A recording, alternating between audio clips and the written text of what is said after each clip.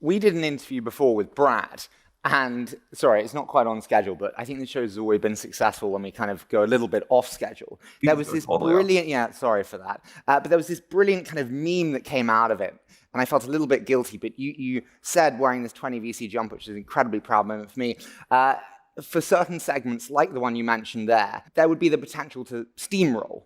If you're thinking as a founder today building, where is OpenAI going to potentially come and steamroll versus where they're not? Also for me as an investor, trying to invest in opportunities that aren't going to get damaged. How should founders and me as an investor think about that? There will be many trillions of dollars of market cap that gets created, new market cap that gets created by using AI to build products and services that were either impossible or quite impractical before.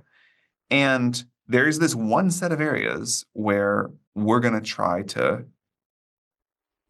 make irrelevant, which is, we just want the models to be really, really good such that you don't have to like fight so hard to get them to do what you want to do. But all of this other stuff, which is building these incredible products and services on top of this new technology, we think that just gets better and better.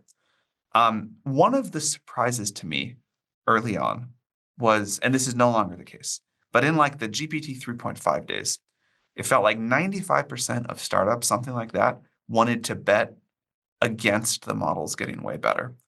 And they were doing these things where we could already see GPT-4 coming, and we were like, man, it's going to be so good. It's not going to have these problems.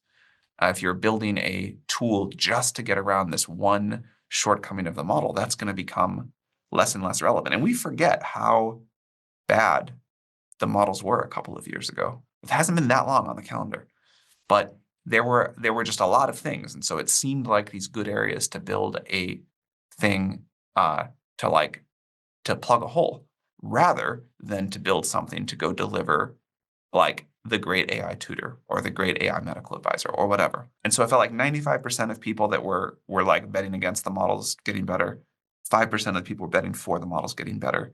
I think that's now reversed. I think people have like internalized the rate of improvement and have heard us on what we intend to do. So it no longer seems to be such an issue, but it was something we used to fret about a lot because we saw what was going to happen to all of these very hardworking people. You said about the trillions of dollars of value to be created there, and then I promise we will return to these brilliant questions. I'm sure you saw, I'm not sure if you saw, but Massa sit on stage and say we will have, I'm not going to do an accent because my accents are terrible, but there will be $9 trillion of value created every single year, which will offset the $9 trillion capex that he thought would be needed. I'm just intrigued. How did you think about that when you saw that? How do you reflect on that? I can't put it down to like I think like if we can get it right within orders of magnitude, that's good enough for now. There's clearly going to be a lot of capex spent and clearly a lot of value created. This happens with every other mega technological revolution, of which this is clearly one. But like next year will be a big push for us into these next generation systems. You talked about when there could be like a no-code software agent. I don't know how long that's going to take, but if we use that as an example and imagine forward towards it, think about how much economic value gets unlocked for the world if anybody can just describe like a whole company's worth of software that they want. This is a ways away, obviously, but when we get there and have it happen, think about how difficult and how expensive that is now. Think about how much value it creates if you keep the same amount of value, but make it wildly more accessible and less expensive. That's really powerful. And I think we'll see many other examples like that. I mentioned earlier, like healthcare and education, but those are two that are both like trillions of dollars of value to the world to get right. If AI can really, really, truly enable this to happen in a different way than it has before. I don't think big numbers are the point, and they're also the debate about whether it's 9 trillion or 1 trillion or whatever. Like, I don't smarter people than me it takes to figure that out. But the value creation does seem just unbelievable here.